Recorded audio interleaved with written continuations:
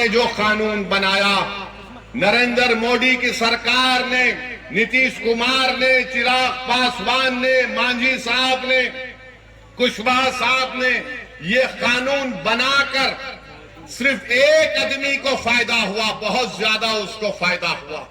क्या फायदा हुआ?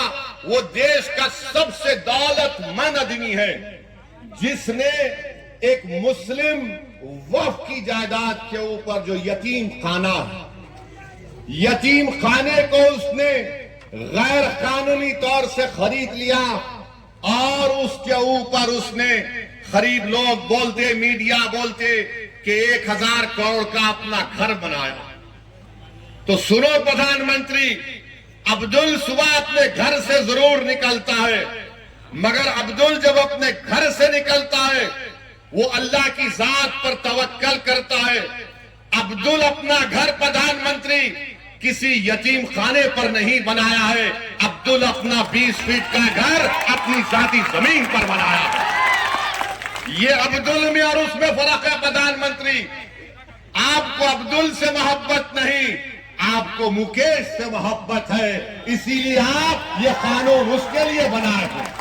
अगर अब्दुल के लिए आपको मोहब्बत होती तो ये काला कानून आप नहीं बनाते। और अब्दुल बैंक को जाकर लोन नहीं पूछता। अब्दुल के ऊपर 10,000 का भी या 20,000 का लोन अगर होगा या 5 लाख का होगा, मगर प्रधानमंत्री आपके दोस्त के पास तो जिसके जू में आप जाकर जानवरों को देखकर आए, बंदरों को देखे, देखा आपने? बंदर को प्रधानमंत्री देख रहे हैं, तोता उनके हाथ पे बैठा हुआ है। तो प्रधानमंत्री यही समझते हैं कि सब तोतों को हाथ पे बिठा लूंगा या किसी को बंदर बनाकर देखूंगा। प्रधानमंत्री ये चंपारण की सरजमीन है, एक राजपूत शेर के तौर पर बैठा हुआ है ढाका में। आप क्यों बनाए यह कानून? सेक्शन 2C किस लिए बनाया गया, बोलो हमको। हमारे हैदराबाद में कहावत है कि मामू की मिठाई की दुकान पर नाना की फातिया। तो प्रधानमंत्री ने हमारे बोरी मुसलमान भाइयों का नाम बताकर मुकेश भाई की फातिया पढ़ दी वहां पर। सेक्शन 2C बना, मुकेश भाई मौजा ही मौजा हो गए। आई एम हैप्पी बोल दिए प्रधानमंत्री। प्रधानमंत्री ये क्यों किया आपने?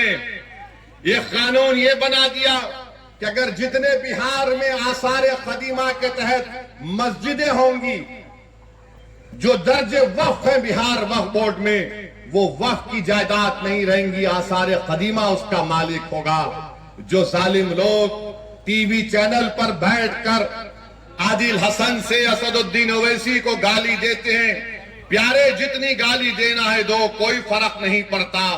तुम्हारी गाली देने से मेरी इज्जत में फर्क नहीं आता, तुम्हारी गाली देने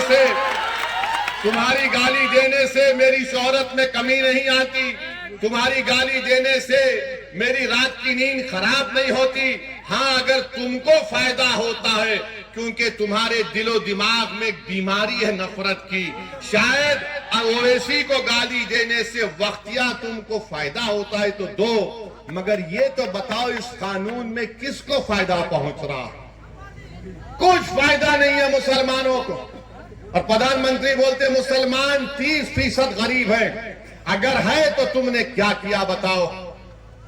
अगर है तो बताओ तुमने विजारत अकलियती बहबूद, मिनिस्ट्री ऑफ माइनॉरिटी अफेयर्स, वहां पर मौलाना आजाद की फेलोशिप बंद कर दी।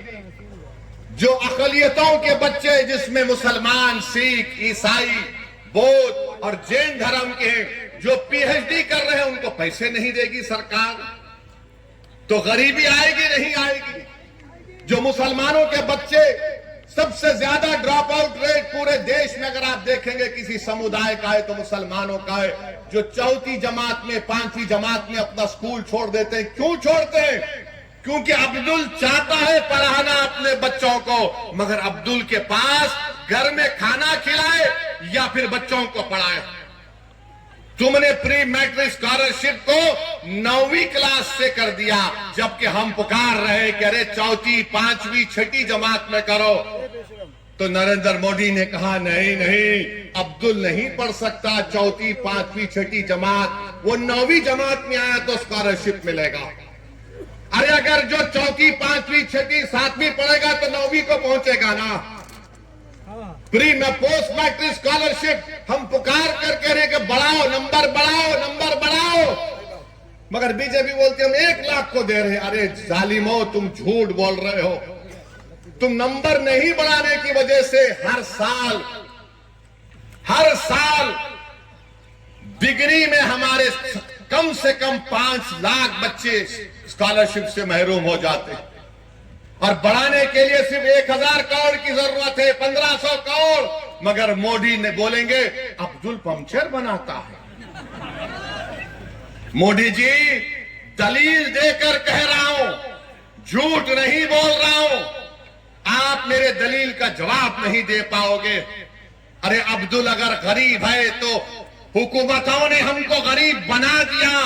अब्दुल अगर पंक्चर की दुकान पर काम कर रहा है तो किसी हद तक अब्दुल के बाप की भी जिम्मेदारी है, क्योंकि अब्दुल के बाप ने समझा ये सामाजिक इंसाफ की बात कर रहे हैं, ये सेकुलरिज्म की बात कर रहे हैं। हमने सबका साथ दिया, कभी सामाजिक न्याय पर दिया, तो कभी यादव मुसलमान इत्तेहाद के नाम पर दिया, तो कभी हिंदू मुस्लिम इत्तेहाद के नाम पर दिया।